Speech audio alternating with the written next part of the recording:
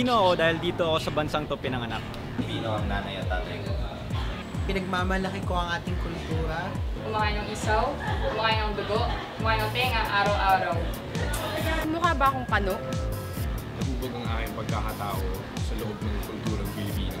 Oo, kasi, dirty ice cream.